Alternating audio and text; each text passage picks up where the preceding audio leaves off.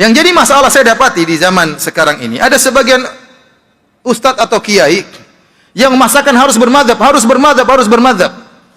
Tatkala dia bicara tentang musik, madzhab semua dia buang. Apa hukumnya mengikuti madzhab-madzhab? Boleh, madzhab-madzhab itu bagus ya. Madzhab-madzhab itu adalah para ulama yang mereka punya murid banyak. Jadi tidak ada para ulama sengaja bikin madzhab, nggak ada. Ya. Yang pertama madzhab Abu Hanifah. Abu Hanifah pintar, di zaman dia banyak orang pintar, tapi dia yang top. Akhirnya dia punya murid banyak, akhirnya ilmunya berkembang, jadi dia disebut madzhab Abu Hanifah. Setelah itu muncul Imam Malik, Imam Darul Hijrah, Imam Daril Hijrah, Imam Kota Madinah. Ada juga orang-orang sepantaran Imam Malik yang hebat-hebat, tapi dia punya murid banyak, akhirnya ilmunya berkembang, timbullah madzhab Imam Malik. Sebenarnya madzhab itu maksudnya metode belajar. Ini metode belajarnya Abu Hanifah, ini metode belajar Imam Malik. Ya. Di antara murid-murid Imam Malik ada Imam Syafi'i. Ternyata dia berkembang dan dia punya murid banyak lagi sehingga muncul lagi madzhab yang baru.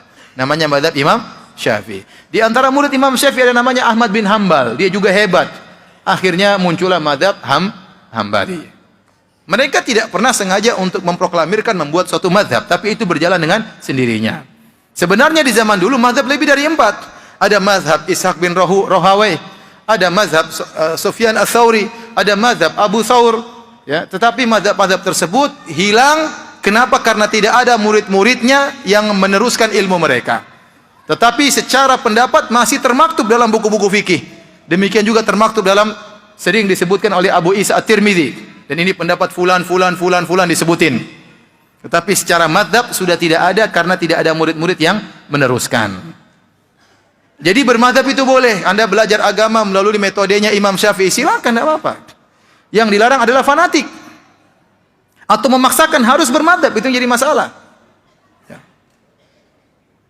Dan para imam tidak pernah memaksa untuk bermadzhab, dan mereka tidak pernah mengajarkan murid mereka untuk fanatik. Contoh besar Al-Imam Syafi'i rahimahullah ta'ala. Al-Imam Syafi'i punya murid langsung namanya Al-Muzani. Al-Muzani punya kitab Al-Mukhtasar lil-Muzani, kitab fikih juga. Kitab Mukhtasar Al-Muzani ini mengumpulkan, meringkas pendapat Imam Syafi'i dari kitab Al-Um dan juga dari ceramah-ceramah Imam Syafi'i. Dalam kitabnya tersebut dia sering mengatakan, guru kami Syafi'i mengatakan demikian, adapun saya berpendapat demikian. Dan dalam buku-buku fikih ma'ruf, Imam Muzani berpendapat demikian, Syafi'i berpendapat demikian. Contoh, antum baca sederhana, saya baru baca kemarin, masalah kapan Lailatul Qadar. Menurut mazhab Imam Syafi'i, Lailatul Qadar itu malamnya tertentu, tidak berubah sepanjang tahun. Kalau malam 23 ya malam 23 terus. Kalau malam 21 malam 21 terus. Dan Imam Syafi'i dalam sebagian berpendapat malam Lailatul Qadar selalu malam 21. Dan dalam pendapat yang lainnya mengatakan malam Lailatul Qadar selalu malam 23. Ternyata diselisih oleh muridnya Al-Muzani. Al-Muzani berkata malam Lailatul Qadar itu berpindah-pindah dari tahun ke tahun. Bisa jadi malam ini 21, bisa jadi tahun depan malam 27, bisa jadi malam berikutnya malam 25. Ini muridnya menyelisih gurunya dan tidak ada masalah. Ya. Contohnya lagi Imam Syafi'i punya murid namanya Ahmad bin Hambal. Apakah Imam Ahmad bin Hambal mengikuti seluruh perkataan Imam Syafi'i? Tidak, bahkan dia bikin mazhab baru namanya mazhab apa? Hambali. Imam Syafi'i sendiri tidak taklid kepada Imam Malik, gurunya Imam Malik. Ternyata Imam Syafi'i keluar dari mazhab Imam Malik dan dia berkembang sendiri sehingga punya mazhab apa? Syafi'i. Jadi yang jadi masalah adalah memaksa harus ikut satu mazhab tertentu, itu yang tidak boleh. Tapi kalau dikatakan bahwasanya boleh bermadzhab, boleh. Bahkan ulama kita bermadzhab. Syekh bin Baz mazhabnya Hambali. Ibnu Utsaimin rahimahullah mazhabnya apa? Hambali. Kebanyakan ulama di Saudi mazhabnya apa? Hambali. Ibnu Taimiyah Hambali. Muhammad bin Abdul Wahhab Hambali. Kalau mereka menuduh kita tidak bermadzhab, tidak benar. Sebagian ulama kita juga bermadzhab, cuma mereka tidak menyuruh untuk apa? Untuk fanatik. Yang jadi masalah saya dapati di zaman sekarang ini, ada sebagian ustadz atau kiai yang memaksakan harus bermadzhab, harus bermadzhab, harus bermadzhab. Tatkala dia bicara tentang musik, madzhab semua dia buang. Kenapa? Karena seluruh madzhab mengharamkan musik. Madzhab Hanafi mengharamkan musik, madzhab Hambali mengharamkan musik, madzhab Syafi'i mengharamkan musik, madzhab Maliki mengharamkan musik. Terlebih lagi madzhab Syafi'i keras dalam masalah musik. Sampai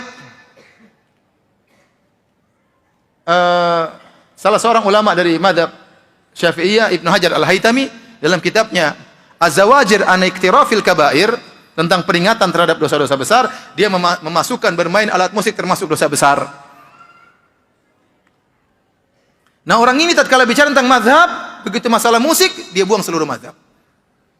Selama ini dia bilang harus bermadzhab Syafi'i, harus bermadzhab Syafi'i, begitu masalah musik, mazhab enggak dipakai. Ya sama saja. Berarti dia juga tidak keluar dari mazhab. Terus dia suruh orang harus bermazhab. Tatkala tidak sesuai dengan hawa nafsunya, dia keluar dari mazhab. Antum baca mazhab Syafi'i, semua mazhab Syafi'i mengatakan jenggot itu sunnah. Sudah bicara jenggot, ya sudah tidak pakai mazhab. Enggak usah jenggot, enggak apa-apa. Gimana semuanya bilang sunnah. Semua mazhab bilang sunnah. Jadi maksud saya, bermazhab itu boleh dan itu baik. Seorang belajar fikih mazhab Syafi'i enggak ada masalah, bagus. Tapi tidak boleh apa? Fanatik. Kenapa? Karena para ulama mencontohkan demikian. Imam Syafi'i muridnya langsung Al-Muzani tidak fanatik sama Imam Syafi'i rahimahullahu taala. Bahkan sebagian ulama Syafi'iyah, ini antum bisa tanya langsung kepada Al-Ustaz Dr. Musyaffa hafizahullahu taala, karena risalah dia tentang usul fikih berkaitan dengan mazhab Syafi'i. Dia akan menjelaskan bahwasanya banyak ulama Syafi'iyah belakangan menyelisih usul Imam Syafi'i rahimahullahu taala. Bukan cuma menyelisih furu', bahkan menyelisih apa? Usul. Kalau mengatakan harus sama persis seperti Imam Syafi'i, ternyata tidak juga, para ulama tidak demikian.